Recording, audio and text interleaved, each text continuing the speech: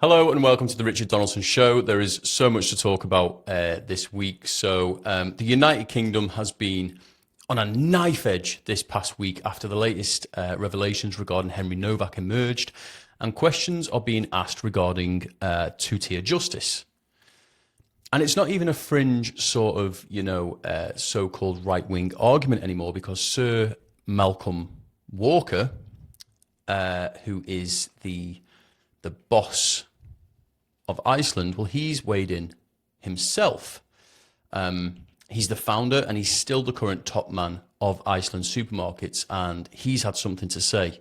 Why? Well, because he has also noticed something that I noticed when I was a store manager for large retail chains, and it's that police services operate on a two-tier basis, shock horror, when it comes to potential crimes reported in shops. Now, Sir Malcolm Walker, the billionaire entrepreneur, revealed that he has, I said that very posh then, didn't I? Entrepreneur, revealed that he has frequently seen police arrive at stores when incidents of racism are reported. For example, on one occasion, he says that police arrived just 3 minutes after a customer made an accusation of racial abuse. And before the police even bothered to ascertain whether the report was credible or not, the accused was restrained, handcuffed, and then thrown in the back of a police van and carted off to the station. However, Mr. Iceland himself then went on to say that every week staff members in stores are, and I saw this myself when I worked in stores, they're punched, kicked, spat at, even stabbed with things like, knives and things like hypodermic needles. It's so common, it happens quite a lot. A lot of people don't realise. The shops themselves, we've seen the footage now, they're being looted, robbed, ransacked. And in those instances, police can take hours and even days, sometimes weeks, before they finally stroll in to follow up on reports that are made. Now, the Metropolitan Police have rubbished Sir Malcolm's claims and have said that they, it's right here, they police without fear or favour and strive to serve all communities equally. What do they mean strive to? Like, just do it. What do they mean strive? Like, strive to is just posh people speak for, probably not going to do that. Either do it and say you're going to do it, or don't. Don't say, we will strive to. And anyway, they couldn't strive to even if they wanted to, because we now know that police forces are in fact policing different people differently due to their ethnic backgrounds. This was shown on my last episode. Tommy Robinson's spoken about this, Nigel Farage. It's a known fact that policing in Britain, it is completely racist. And people can argue with me all they want and say, yeah, but Rich, police should be policing different communities differently as per their policies, because, what about poor people who live in cities and come from ethnic minority backgrounds, and, they're oppressed, and, so they have to turn to crime. Shut up. No, they don't. Oh, but, sometimes, it's their culture. Oh, they come from, slums in Africa or places like Iraq where they had to steal and stab people to survive and get by. I don't care. They're not in the slums of Africa or Iraq now, are they? They're in Birmingham and Bradford, which, despite being turned into third world shitholes, are still part of the UK. There should be no allowances made. If they behave like criminals, lock them up, or, just deport them. Easier, cheaper, safer for us. It's win-win. That's three things, wasn't it? Easier, cheaper, safer. Win-win-win. For us, that's what I'd do anyway. And we actually have actual video evidence of this. This is how a white man is treated at a protest. He is stood completely still. He looks to me to be calm. Let me know in the comments if you disagree, but this is how he is handled. Okay?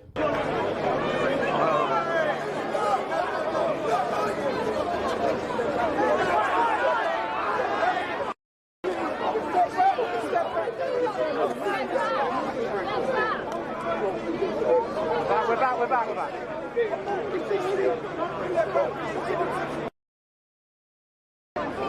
Sorry. Insane. Now let's take a look at how an autistic white lad was treated. Well, they're saying he's autistic online, and in the video I think you can actually hear him say, I'm autistic, and then the police officer's like, oh, you're autistic? Oh, stop being a little bitch. Watch it. It makes my blood boil, and if it doesn't make yours boil as well, something's clearly wrong with you. Now, this boy in this video was reported, so allegations. He was accused of assaulting someone else. Just a report, innocent till proven guilty, and all of that. Okay, take a look. You're under arrest! You're under arrest! Get the floor! Now! Get the floor! Now! Get out! Show me your fucking hand! Show me your fucking hand! Now! Right! Stay where you are! Now! I've done nothing! Put your fucking hand behind your son! I can't! I've done nothing! Right! Listen! Stop screaming like a bitch! Do you understand that? What have I done? Shut up! Honestly, what have I done? Right. We're going to roll over! Right! You try resisting again! Do you understand? Right! Shut up! Now you try resisting one more time! Right! Get your fucking hand behind your back! Do you understand? Listen to us. One hand at a time! One hand at a time! My fucking neck! Then stop screaming! I don't want you on me! Okay, we're going to get to your side in a minute, okay? Can we have another unit? We're going to take opposite that hotel. Can you explain what I've done? Bitch! Right, stop resisting or I'm going to smash you, do you understand? Put your hand behind your back! Can you explain? I have the right to know what I've done wrong! We're going to explain that to you in a second. Don't resist. Right, I don't want him on me! Can I hold it? I'll resist, get off me! Move back, now! Right! Stay where you are! You're under arrest at the moment on suspicion of assault! Assault? He assaulted me! He assaulted me! Right, do not move! Can I explain myself, please? One second.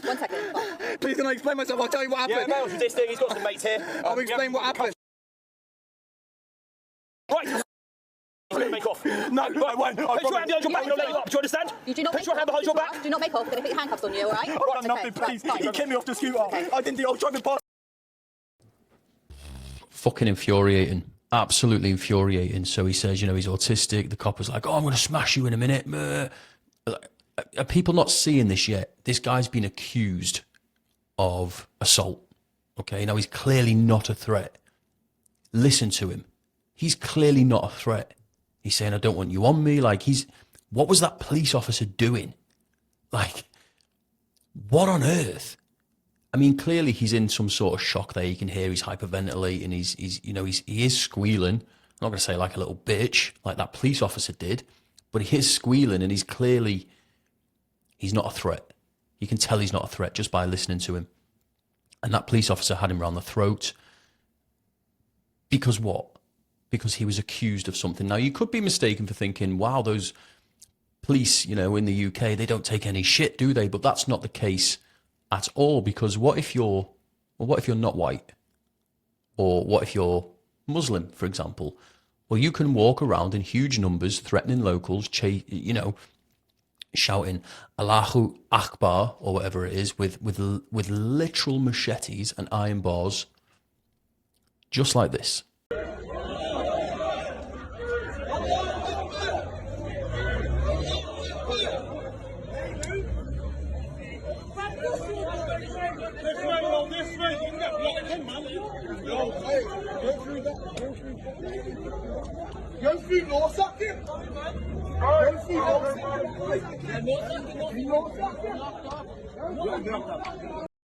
So for anyone listening, not watching, there's a video there, and basically what we're seeing is it was the aftermath of the Southport riots, or it was during the Southport riots, and what we can see there are, I mean, it looked like hundreds of Asian men shouting Allahu Akbar with machetes, iron poles, bats, all that sort of stuff. And yeah, they're out on the streets. Now that's illegal. So clearly the police must have come along and sorted them out, right? Wrong. Take a look at this. If there's any weapons or anything like that, what I would do is discard them in the mosque. You don't give anybody any reason or have any interaction with the police, negative interaction. That's my belief. So if there's any weapons, get rid of them. You're not going to arrest anybody. If you have any weapons, get rid of them. Go put them back in the mosque. Hide them in the mosque. Hundreds of Asian men, Muslims, they're the only ones that shout Allahu Akbar, took to the streets with weapons to stab and bludgeon people, and the police response was, please go and put them back in your mosque. Absolutely insane. But there's no two-tier policing in the UK. There's no two-tier justice. That's just something that's being pushed by the so-called far right. That's something that Keir Starmer says doesn't exist. Everyone's policed equally, but not equally, but the same, but not the same, because if they're part of an ethnic group, then you've got to give them allowances, like saying, please don't bring your weapons out onto the streets. Just go and hide them back in the mosque for a later time and date for when you decide to kick off again. But remember, there's no such thing as two-tier policing in the UK. Okay, guys, before I move on, I must ask you all, as a personal favour to me, if you are able to, then please head to richarddonaldson.uk and help to support me and my independent media from as little as £1 as a one-off payment or a reoccurring payment. You can cancel any time, and it really does help to keep me independent. I don't have sponsors. I don't have big funders. I don't want any big funders or sponsors, to be honest with you, because I refuse to be told what I can and cannot say. Thank you so much. Next up, and this kind of solidifies what I and many others have been saying regarding two-tier Britain, because it has now emerged that Hampshire police, in an attempt to cover for Vikram Digwa, the guy who stabbed Henry Nowak, tried to spin the narrative that Henry himself was the bad guy just days after he was slaughtered. I've got it here. Where is it? There it is. So police tried to smear Henry Nowak as aggressor just 3 days after his murder. It's now come to light that Hampshire police tried to portray Henry as the aggressor, despite the fact that they had sufficient evidence to prove that this was not the case. They tried to frame a dead boy. The Sunday Times has also revealed that Hampshire police risked collapsing Digwa's trial by trying to issue a statement over so-called misinformation. They tried to say that the information that was coming out, which was verified to be genuine, as we now know, it was misinformation. And the police tried to put this out during the time when the trial was ongoing. Now, this could have derailed the whole trial. Well, things have gotten so bad that the US Vice President JD Vance has weighed in and blamed Henry's murder on our migrant invasion. And sorry, I probably didn't explain that very well for anyone who's listening. I just put it up on the screen and assumed like everyone could see it. So Downing Street hits back after JD Vance blames Novak murder on migrant invasion. How is it that even the Americans can see what's happening, but our own government? No, it's nothing to do with that. It's nothing to do with that. It's, white people are the enemy, particularly, the so-called far right who want secure borders, and they want us to be sovereign. They want to protect our country, our women, our children, our people. No, they're the issue. Not the people that we keep bringing in and keep subsequently stabbing our own people. They're not the issue. Well, JD Vance, this is where it comes back in. JD Vance had this to say. Everybody in the UK who rejects that idea, I'd encourage them to just keep on going. It's okay to want to defend your culture. It's okay to want to live in a safe neighborhood. It's okay to want your job to go to yourself and your neighbors and not to a stranger who you don't even know. It is reasonable for the people in Western societies to want to control who comes into their country and who doesn't. So this isn't going unrecognised. When world leaders start weighing in, you know that there are huge problems here in the UK. Now, our own media aren't covering this. However, it is being covered everywhere else all over the world. We're in such a mess right now, and the only people really reporting on it are people, independent commentators, people like me, and other media outlets across the world. But in the UK, it's almost silent on the mainstream media front.